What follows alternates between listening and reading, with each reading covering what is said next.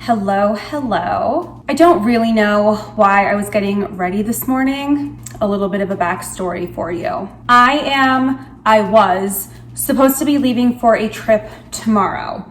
And I talked to you guys about this in Jamaica, but my company had sent out an email saying all travel has been canceled. I was supposed to be leaving for Tucson tomorrow, which meant today I would be getting everything ready that I needed for my trip. So now there is no trip to be had, therefore there is no work for me to go to. The passengers that I was going to take down to Tucson were going to be attending a conference from what I understood. I can't really confirm that, but that's what it sounded like. The passengers decided it's for the safety of everybody involved not to go to a conference, not to be exposed to that many people. It's not really worth it. For the conference, you'd have people flying in on private jets or commercial airplanes who are exposed to a bunch of people, and then you're at the conference intermingling with a bunch of people, and it's just like germ central. So as far as I know, the conference is still going on. However, I am not taking anyone there. And I've seen a lot of comments from like flight attendants that I follow on social media and things like that saying, oh, you're so lucky that you're on the commercial side now. It's so much safer.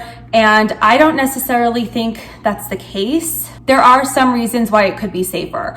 One, I'm not flying a plane full of 200 people like multiple times a day. When I was a flight attendant on the commercial airlines, sometimes I would fly 2 to 3 flights every day with 200 people. That's a lot of exposure. Now on the corporate side, the jets only seat, I don't know, like 20 or below. So yes, I am exposed to less people. I go through smaller airports, but it doesn't necessarily mean that I'm any safer than any commercial flight attendant. This coronavirus thing is clearly very contagious. It's all over, like we have cases in New York now. And it's just anytime you have contact with people, I don't know where my passengers were. Did they go to a sporting event the night before or a concert or maybe a conference? And there's just tons of people there and you don't know where all those other people came from. So I think being on the corporate side, I have, yes, slightly less of a chance of catching something, but it doesn't mean I'm totally in the clear.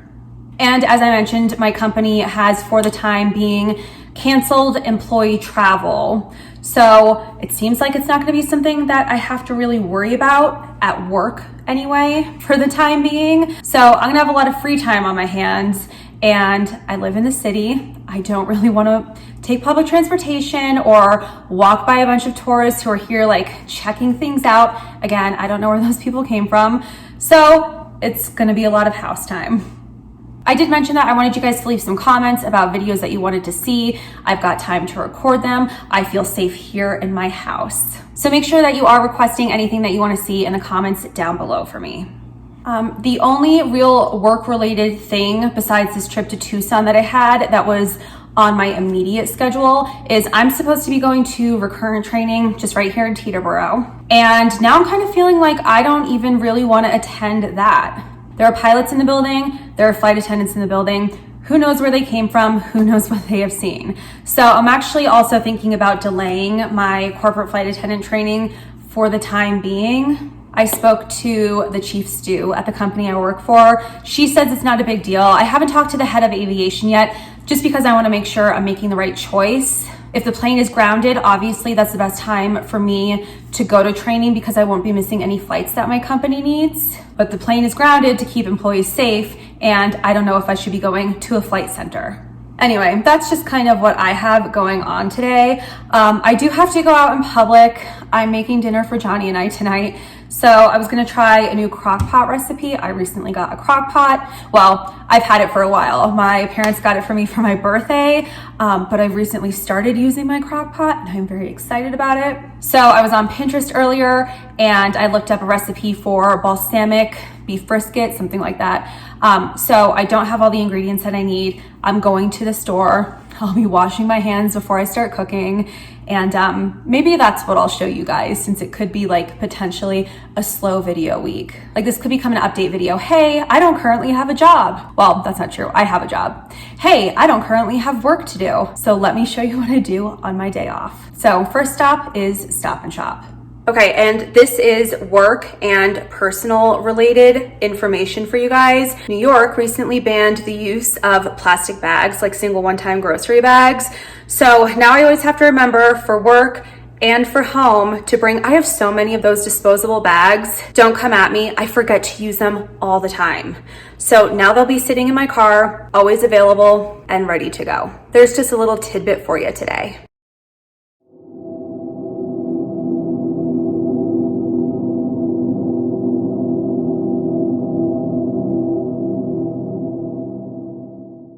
I'm back from grocery shopping. I'm gonna wash all the produce and then I'll show you guys what I'm making for dinner tonight. I'm doing a balsamic brisket in the crock pot. And so this video is still flight related. I'm talking about like what's going on with my current job situation, the airline industry in general in dealing with the coronavirus. Like United has canceled their flights. Like it's really affecting us. So I know it's not my video standard where I show you fun destinations and the private jets and things like that. But hopefully you find it useful and maybe you'll get a good crock pot recipe out of this.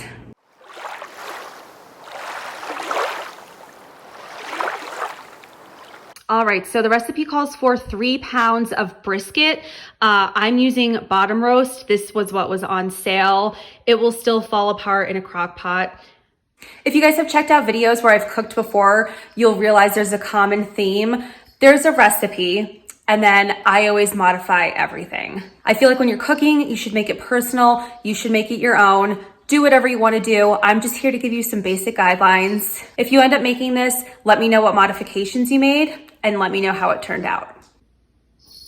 All right, so my next steps, I'm going to chop a large onion, 4 cloves of garlic, half a teaspoon of red pepper flakes, beef broth. I'm gonna add more because I got a 4-pound roast. Balsamic vinegar, soy sauce, brown sugar, Worcestershire, baby carrots, potatoes. I got more than a pound of mini potatoes. And what is that? Oh, some cornstarch just to thicken up the glaze. So I'm about to throw all of this. This is what it currently looks like in its produce bags. You can't even see. And then all of my condiments, my sauces and everything. I'm about to throw all of that into the crock pot and turn it on to high. It's starting to smell really good in here. As you can see, things are heating up. I didn't show you what it looked like before I put the lid on. My friend Lindsay called me and we were on the phone for the past hour. But all the ingredients that I pointed out earlier are in the crock pot. The crock pot is set onto high and it's just doing its thing. My sister and my nephew are gonna join us for dinner since I have so much food. So I will have a group of people here to tell you how it turned out.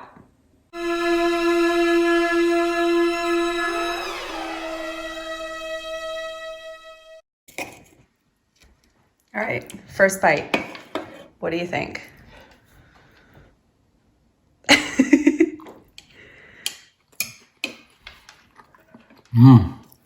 Okay. Wifey can cook, huh? Yeah, I'm not just saying that because I'm getting paid right now. I slipped him a 10. Yeah. I forgot to get my sister's opinion. Well, I got her opinion. I forgot to get her opinion on film, but she loved it. She thought it was delicious. And so overall, I think this recipe is a hit. So our dinner is done. This vlog is done. And it's time to have some ice cream for dessert.